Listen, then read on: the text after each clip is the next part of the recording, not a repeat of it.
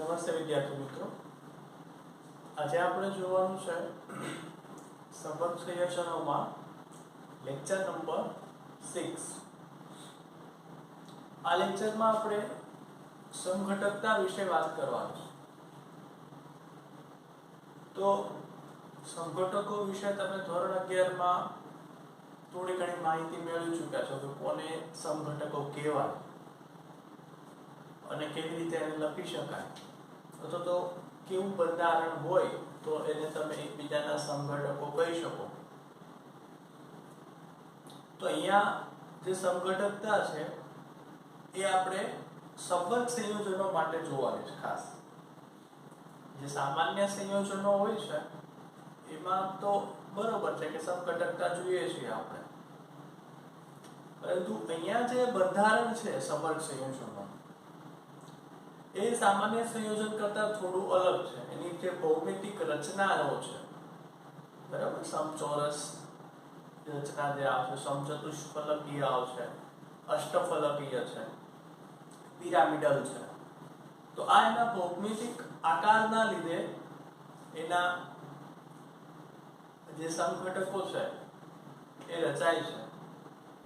તો એના વિશે આપણે આજે જોવાનું છે આ લેક્ચરમાં। અને સમઘટકતા 2 માર્કમાં પૂછાય છે ઘણીવાર, એમસીક્યુ માં તો આવે જ છે, પણ થિયરીમાં પણ 2 માર્કમાં આ પ્રશ્ન પૂછાય છે કે તમને સમઘટકતાના નામ આપી દે કે કોઈ પણ 2 સમઘટકતા સમજાવો, તો આ એક સારો ક્વેશ્ચન આમાંથી બની શકે છે। જોઈએ આપણે કે સંબંધ સંયોજનોમાં સમઘટકતા। તો સૌપ્રથમ આપણે સમઘટકતા એટલે શું, તો કે રાસાયણિક સૂત્ર સરખા હોય। સામાન્ય આપણે એની જો વ્યાખ્યા લખીએ તો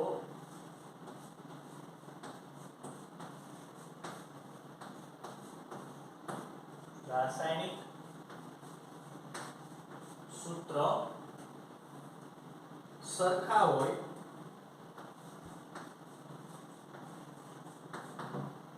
પરંતુ જે પરમાણુની ગોઠવણી છે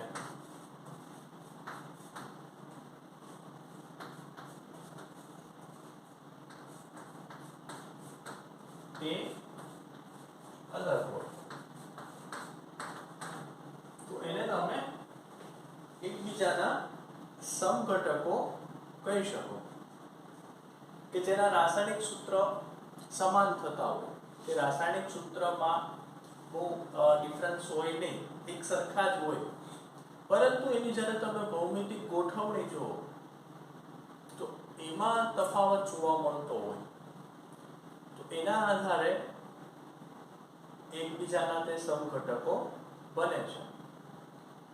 અને આ સમઘટકતાને કારણે રાસાયણિક સૂત્રો સરખા હોવા છતાં તેના અમુક રાસાયણિક અને ભૌતિક ગુણધર્મોમાં તફાવત જોવા મળે છે, અથવા તો તે અમુક અથવા તો એક અથવા એકથી વધારે તે એક અથવા તો એકથી વધારે રાસાયણિક અને ભૌતિક ગુણધર્મોમાં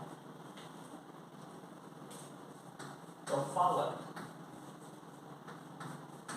જોવા મળે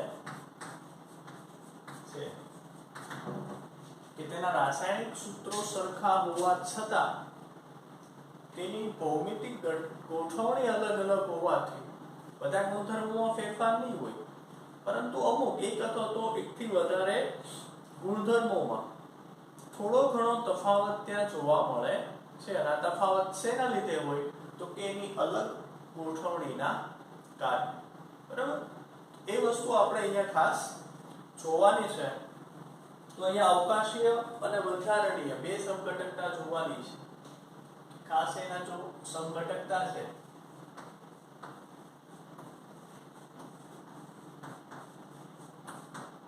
એના એના મુખ્ય બે જ પાર્ટ આપણે જોવાના છે. એક છે અવકાશીય સંઘટકતા,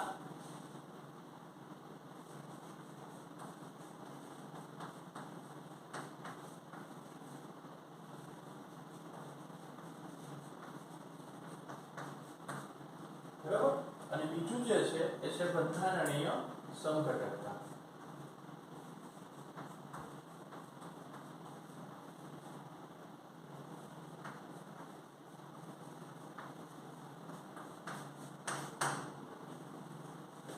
તો અવકાશીય સંઘટકતા અને બંધારણીય સંઘટકતા, આ બે પ્રકારની સંઘટકતા આપણે ખાસ અહીંયા સંપર્ક સંયોજનો માટે જોવાની છે. બરાબર, તો આપણે એક એક કરીને જોશું કે એમાં શું શું આવે છે. કોને અવકાશીય સંઘટકતા કહેવાય, આમાં કયા કયા મુદ્દા આવશે, કોને બંધારણીય સંઘટકતા કહેવાય, એમાં કેટલા ટાઈપ્સ આવશે, એ બધું આપણે અહીંયા જોશું. તો પહેલું છે તમારું અવકાશીય સંઘટકતા, એમાં આવશે ભૌમિતીય. આમાં અલગ તમે પાછા બે પાર્ટ આવશે.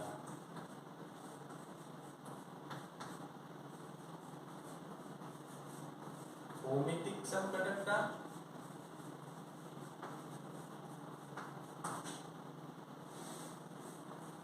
અને બીજી જે સંઘટકતા છે એ છે પ્રકાશીય.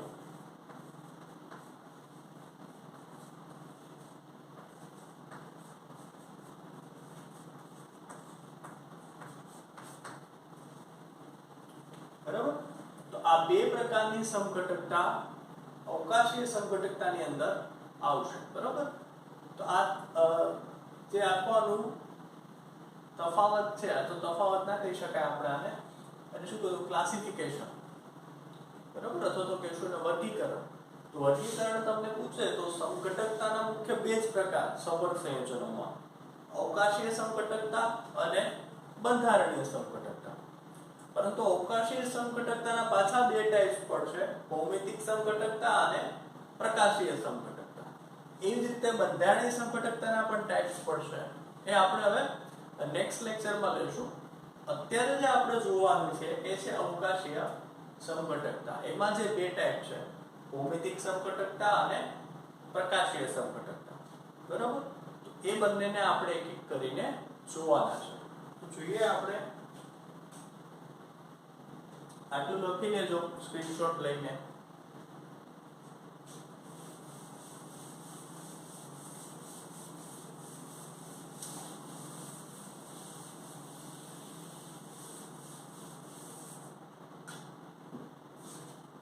તો પહેલા સૌથી જોઈએ ભૌમિતિક સંઘટકતા.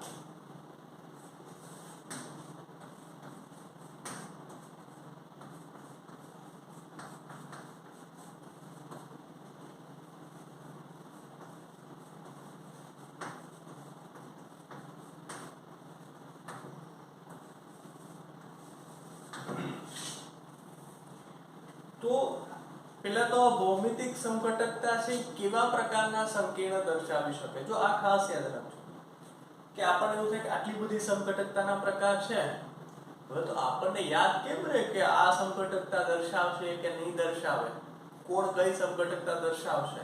પછી તો એક્ઝામમાં પ્રશ્ન તો એવો જ હોય કે નીચે આપેલું જે સંયોજન છે સંકીર્ણ સંયોજન, એની સંઘટકતા ડ્રો કરો અથવા સંઘટકતા એના સંઘટકો દોરો. તો આપણને કેમ ખબર પડે કે આ ભૌમિતિક સંઘટકો દર્શાવશે કે પ્રકાશીય દર્શાવશે કે બંધારણીય દર્શાવશે. તો એ વસ્તુ ખાસ યાદ રાખજો. આપણે દરેકમાં લખશું કે આ જે સંઘટકતા છે એ આવા પ્રકારના સંકીર્ણ હોય તો જ દર્શાવે. જો પ્રશ્નમાં તમને એવા પ્રકારનું સંકીર્ણ લાગે તો જ તમારી સંઘટકતા વિશે વિચારવાનું, બાકી બીજા વિશે આને પછી કાઢી નાખવાનું, કારણ કે નહીં દર્શાવે. બરાબર, તો આ જે ભૌમિતિક સંઘટકતા છે તે હેટરોલેપ્ટિક સંકીર્ણ છે દર્શાવે છે. હવે હેટરોલેપ્ટિક એટલે શું થાય?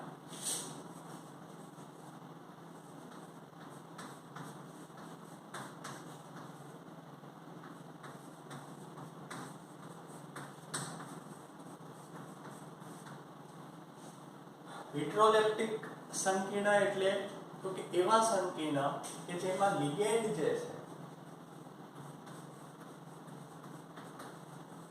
કેવા હોય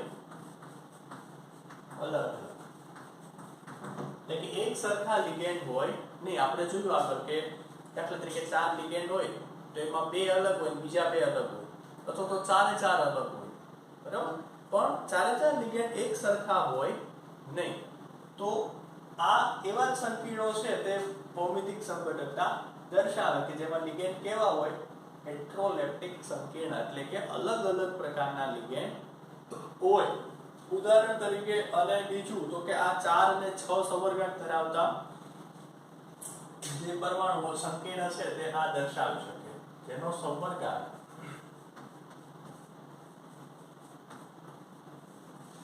4 અને 6 હશે.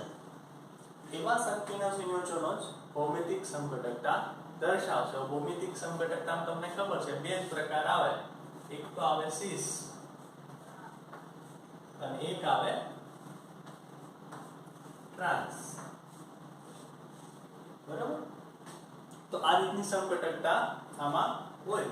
ઉદાહરણ જોઈએ આપણે તો કે ભૌમિતિક સંઘટકતા છે એમાં આપણે જોયું કે હેટરોલેપ્ટિક સંકીર્ણ અને દર્શાવશે છે એમાં 4 અને કાં તો 6 માં. તો 4 વાળા આપણે સામાન્ય ઉદાહરણ લઈએ આના.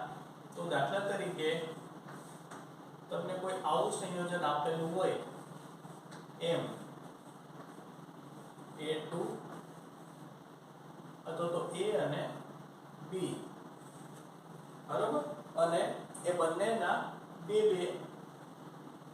લિગેન્ડ આપેલા છે, બરાબર. તો લિગેન્ડ જો ટોટલ લિગેન્ડ કેટલા છે 2 અને 2 4, પણ એ 4 સરખા નથી. 2 છે એ A પ્રકારના છે ને બીજા 2 છે એ B પ્રકારના છે.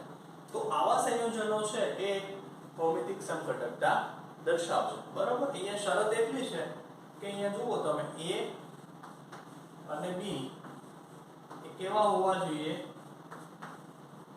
એક દંતીય લિગેન્ડ,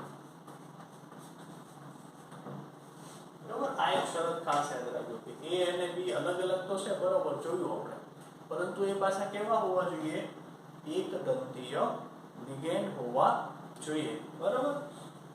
તો આના માટે તમને હવે સિસ અને ટ્રાન્સ દોરવાનું કે તો પહેલા તો આનો જે આકાર છે, બરાબર, એ આવશે સમચોરસ પ્રકારની સંઘટકતા આમાં દર્શાવે.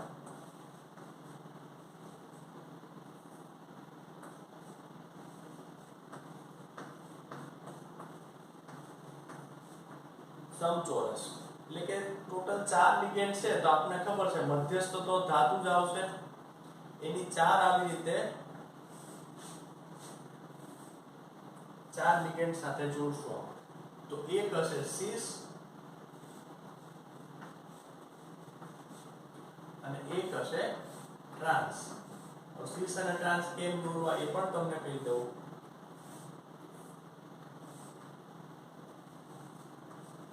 અથવા તો તમને જોઈને કેમ ખબર પડે કે આ એક સિસ છે અને એક ટ્રાન્સ છે. તો બે પ્રકારના લિગેન્ડ છે આપણી પાસે, બે A છે અને બે બીજા B પ્રકારના લિગેન્ડ છે. તો જો એક સાઈડમાં બે સરખા હોય એટલે કે બે A અહીંયા તો બે B ક્યાં આવી ગયા અહીંયા. તો આવી જ્યારે વાત કરવામાં આવે ત્યારે એને કહેવાય સિસ. અહીંયા જો એક સાઈડમાં બે સરખા થઈ ગયા અને એક અહીંયા બે આ સરખા, એટલે કે બાજુમાં લિગેન્ડ કેવા હોય સરખા હોય. અને જ્યારે ક્રોસમાં સરખા હોય એટલે કે એક A અહીંયા હોય તો એનું ક્રોસ અહીંયા થાય, અહીંયા A હોય. આ B અહીંયા હોય તો એના ક્રોસ અહીંયા થાય, તે B અહીંયા. તો જ્યારે આવી રીતે સામે સરખા હોય ત્યારે ટ્રાન્સ, બાજુમાં સરખા હોય ત્યારે સિસ. ઈઝી છે કે બાજુમાં સરખા હોય તો સિસ, સામે એટલે કે ક્રોસમાં સરખા હોય તો ટ્રાન્સ. તો આ પ્રકારની સંયોજકતા તે દર્શાવે છે, બરાબર. PT એક આનું ઉદાહરણ લઈએ આપણે. PT NH3 twice Cl2. તો પહેલા તો તમે જુઓ કે આ ભૌમિતિક સંઘટક દર્શાવે એવો છે કે નથી. તો કે હા, કારણ કે એક મધ્યસ્થ ધાતુ છે બે NH3 છે અને બે Cl એટલે કે ચાર લિગેન્ડ છે પણ ચારે ચાર સરખા છે નહીં, બે બે પ્રકારના બે છે, બે NH3 છે બે Cl છે. તો આ પ્રકારનું જ બંધારણ છે. જો Ma2P2 બરાબર, બે NH3 અને બે Cl છે. તો આને તમારે હવે સીસ અને ટ્રાન્સ ડ્રો કરવા હોય તો તમે ઈઝીલી કરી શકો, કારણ કે વચ્ચે તો PT જ આવશે બંનેમાં બરાબર. તો બે સમઘટકો તમે આને દર્શાવી શકો. હવે જો તમારે અહીંયા સીસ ડ્રો કરવો છે તો સીસ ડ્રો કરવો હોય તો શું કરશો તમે? તો કે સીસ ડ્રો કરવો હોય તો અહીંયા જુઓ તમે NH3 છે દાખલા તરીકે, એક NH3 અહીંયા લીધો તો બીજો અહીંયા લઈ જાઓ તો આપોઆપ બે Cl અહીંયા જ આવી જશે બરાબર. અને જો તમારે ટ્રાન્સ ડ્રો કરવો હોય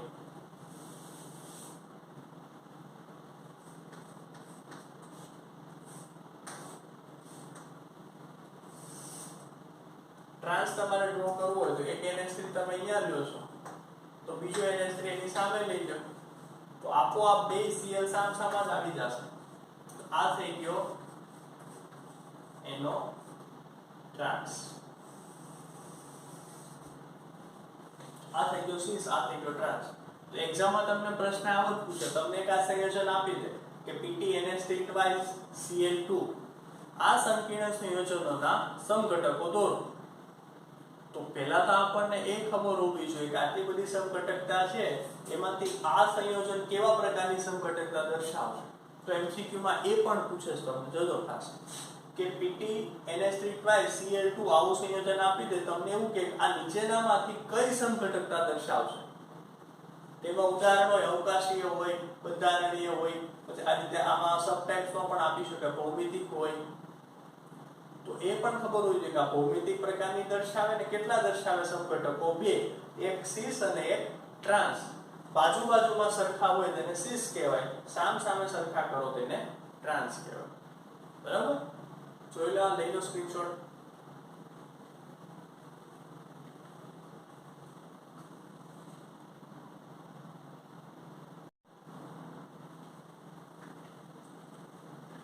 તો ભૌમિતિક સમઘટકતામાં આપણે આ પહેલો પ્રકાર જોઈ લીધો કે Ma2P2 પ્રકાર જો હોય સંયોજનનો, એટલે કે એક ધાતુ હોય એની સાથે બે લિગેન્ડ અલગ અલગ પ્રકારના જોડમાં જોડાયેલા, એટલે કે ટોટલ એની 4 હોય સોબરગા.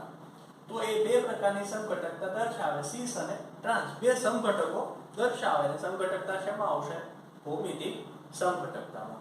હવે આમાં ને આમાં બીજી એક સંભાવના છે કે એવા પણ સંયોજનો હોઈ શકે કે જેની સાથે 4 લિગેન્ડ જોડાયેલા છે પણ ચારે ચાર લિગેન્ડ અલગ અલગ છે.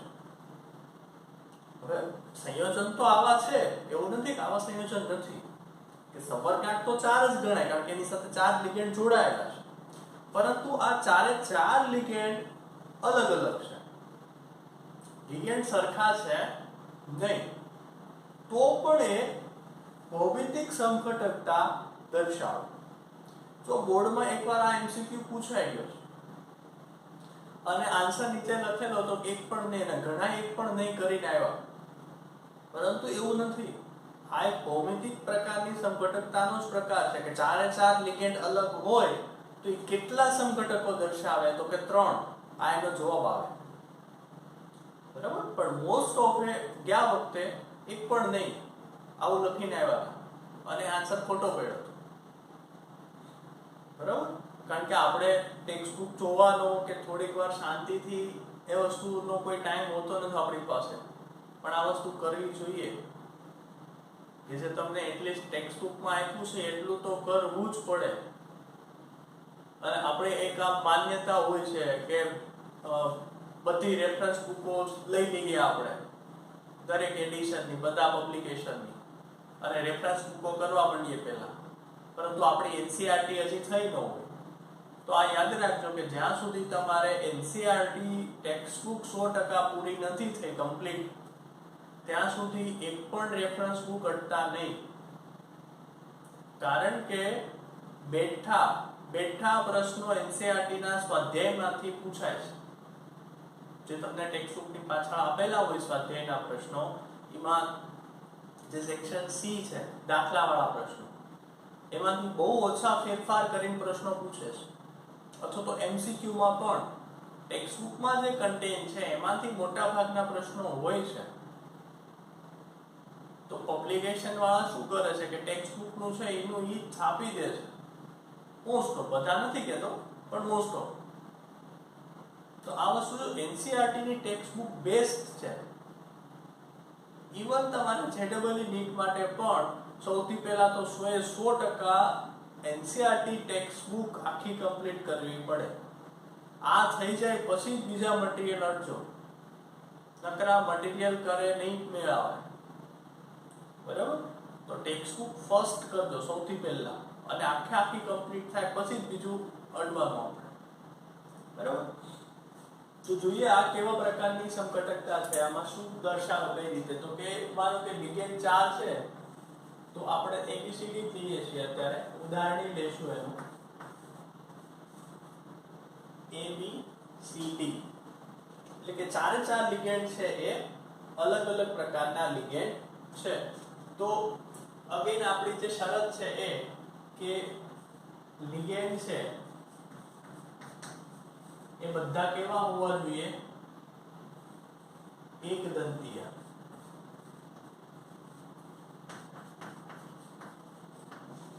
અને એનો જે આકાર છે શું થશે, સમતલીય સમચોરસ.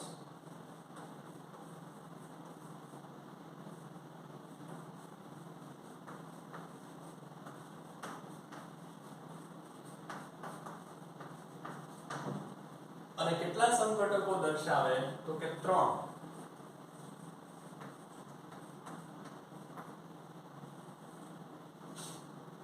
બરોબર? આવા પ્રકારનું કોઈ સંયોજન હોય તમારી સામે આવે કે એમ, એટલે કે ધાતુ હોય અને એની સાથે 4 અલગ અલગ લિગેન્ડ જોડાયેલા હોય, તો મોસ્ટ ઓફ આ પ્રશ્ન પૂછાય આ કેટલા સમઘટકો દર્શાવી શકે, તો કેટલા દર્શાવી શકે, 3.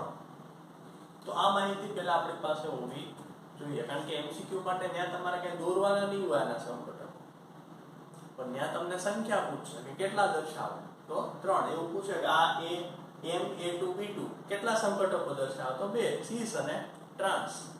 આવા પ્રકારનું સંયોજન કેટલા દર્શાવે, 3. બરોબર?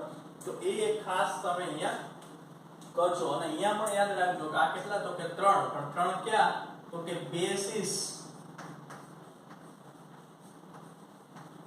અને 1 ટ્રાન્સ.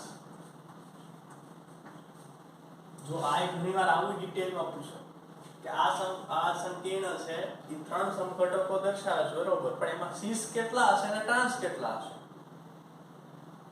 બરાબર? તો આ એક યાદ રાખજો ખાસ કે 2 સીસ અને 1 ટ્રાન્સ, ટોટલ સમઘટકો 3, એમાં 2 સીસ દર્શાવશે અને 1 ટ્રાન્સ હશે. હવે સમઘટકો દોરવા કઈ રીતે ખાસ જોઈ લેજો અહીંયા, કારણ કે 4 અલગ અલગ છે એટલા માટે.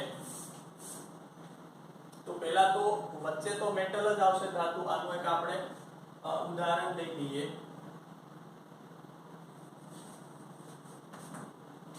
ઉદાહરણ છે કે પીટી છે એ મધ્યમાં જે ધાતુ આવશે NH3 છે, એક લિગેન્ડ છે એ NH3 છે. બરાબર? બીજો લિગેન્ડ જે છે તે તમે Br લઈ શકો, Cl લઈ શકો. તો આપણે Br અને Cl બંને લઈએ છીએ. Br છે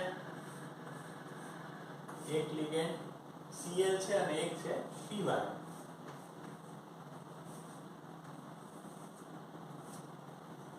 બરાબર? તો આ એક 4 અલગ અલગ લિગેન્ડ આપેલા છે. બરાબર? અને આપણે સાઈડમાં લખી લઈએ એટલે આ સ્પેસનો યુઝ કરી શકીએ કે 2 સીસ અને 1 ટ્રાન્સ. તો હવે એને ડ્રો કરવાની ટ્રાય કરીએ કે આને આપણે દોરશું કઈ રીતે, 3 સમઘટકો. તો દરેકમાં મધ્યસ્થ જે ધાતુ છે એ બદલાતી નથી, એ ખાસ ધ્યાન રાખજો. તો બધામાં પીટી છે અને લિગેન્ડ કેટલા છે, 4. અને સમતલીય જે સમચોરસ આકાર છે એ પણ આપણને ખબર છે કે આ રીતનો જ હોય. તો પેલા તો 3 આ રીતે ડ્રો કરી નાખવાના સેમ્પલ.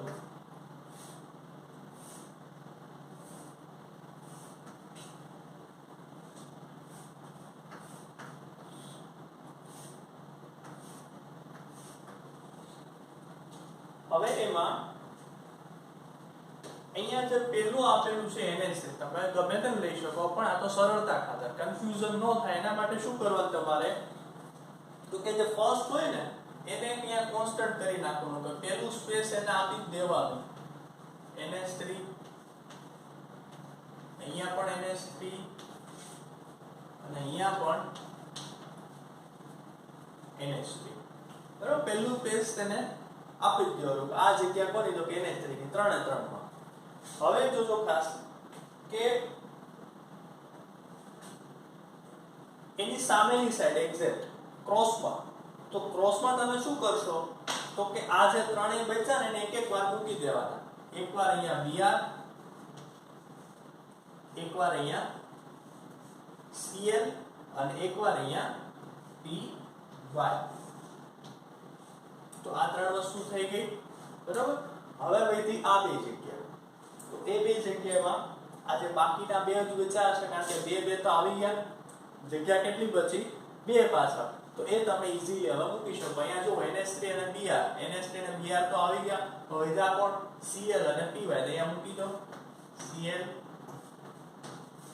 Py. અહીંયા કોણ કોણ આવી ગયું, NH3 અને Cl. તો NH3 અને Cl તો આવી ગયા, પાછળ કોણ બચ્યા છે, Br અને Py. તો મૂકી દો અહીંયા Br Py. જો આનું કદાચ સ્થાન અદલ બદલ થાય ને આમ તો ચાલે, એવું નથી તમે અહીંયા Br ને અહીંયા Py લખો, અહીંયા Py લખો ને અહીંયા Br લખો તો ચાલે, બરાબર. એમાં કોઈ તફાવત એવો નથી. હવે અહીંયા NH3 અને Py આ બંને આવી ગયા, તો વધુ કોણ, Br અને Cl. તો તમે એ અહીંયા લખી નાખો Cl અને Br. તો જો તમે આ ત્રણે ત્રણ સંઘટકો થઈ ગયા. સૌથી વધારે કન્ફ્યુઝિંગ જો સંઘટકતા હોય તો દોરવાની, તો આના માટે, પણ એ આપણે આ રીતે દોરો તો કઈ કન્ફ્યુઝિંગ છે નહીં. કન્ફ્યુઝિંગ ક્યારે થાય, તમે દર વખતે આ બદલા બદલ કરો ને તમારી મેથડ પોતાની, તો કન્ફ્યુઝન થાય. સંઘટકતા અહીંયા તમારે તમારી મેથડ થોડીક મગજમાં રાખવી પડે કે આપણે આ રીતે દોરવા. ક્વેશ્ચનમાં લિગેન્ડ ભલે બદલી નાખે, બરાબર, પ્રકાર તો નહીં બદલી શકે, લિગેન્ડ કદાચ બદલી નાખે, પરંતુ ચારમાંથી એકને ફિક્સ કરી દેવાનું. પછી તો કે એની સામે ક્રોસમાં જે બાકીના ત્રણ બચ્યા હોય એને એક એક વાર, ત્રણેયને એક એક વાર મૂકી દેવાના. પછી સામે બે વધે એમાં જે બાકીના બે બચતા હોય એ મૂકી દેવાના. આવા ત્રણ સંઘટકો જ બનશે, ચોથો આવો બની શકે નહીં, બરાબર. એ પણ જોજો તમે કે આમાં તમે ચોથો ક્યાં બનાવશો. હવે NH3 સિમ્પલ રાખો તો આ ત્રણમાંથી ત્રણે એક એક વાર આવી ગયા સામે, તો હવે તો રિપીટ જ થશે. તમે ટ્રાય કરવી તો કરજો, ચોથો નહીં બને આમાં. તો આ ત્રણ સંઘટકો બનશે, બરાબર. તો આ એક ખાસ જોજો, આ સંઘટકતા ઘણીવાર પૂછાય છે આવા પ્રકારની, અથવા તો આના રિલેટેડ પ્રશ્ન પૂછાય છે ઘણા. તો આ એક સંઘટકતાનો પહેલો જે પ્રકાર જોયો આપણે કે ભૌમિતિક સંઘટકતા. એમાં બે પ્રકારની શક્યતાઓ છે કે એક તો એની શરત મુખ્ય શું, તો કે હેટરોલેપ્ટિક સંકીર્ણ હોવું જોઈએ, એટલે કે લિગેન્ડ છે તે અલગ અલગ હોવા જોઈએ, સરખા બધા લિગેન્ડ હોવા જોઈએ નહીં. અને એમાં કઈ રીતે, તો કે એક તો બે લિગેન્ડ બેની જોડમાં હોય, એટલે કે બે એ પ્રકારના લિગેન્ડ, બે બી પ્રકારના. તો એમાં સંઘટકો કેટલા હોય, એના બે, એક સિસ અને એક ટ્રાન્સ.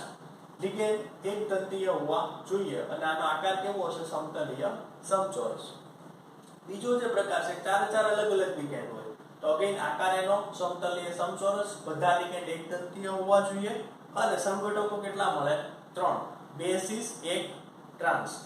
દોરાય કઈ રીતે, તો કે આ ચારમાંથી એકને અહીંયા ફિક્સ કરી દેવાનો, એની સામે ક્રોસમાં આ ત્રણેય વારાફરતી એક એક વાર મૂકી દેવાના અને બાકીની બે જગ્યા વચ્ચે એમાં આગળ પાછળ બધા બે મૂકી દેવાના, બરાબર. તો આ એક ખાસ જોજો. હોમવર્કમાં તમારે ફરજિયાત, જો બધા હજી મોકલતા, બધા નથી મોકલતા, તો બધાએ હોમવર્ક તો ફરજિયાત મોકલવાનું જ છે. તમે જે ફેરબુક બનાવો છો તો બનાવવાની જ છે, પણ પ્લસ બીજું એકવાર તમારે રફબુકમાં લખવાનું છે ફરજિયાત. તો આ જે હજી સુધી નથી મોકલતા એ હવે ચાલુ થઈ જાય, બરાબર, જોઈ લો.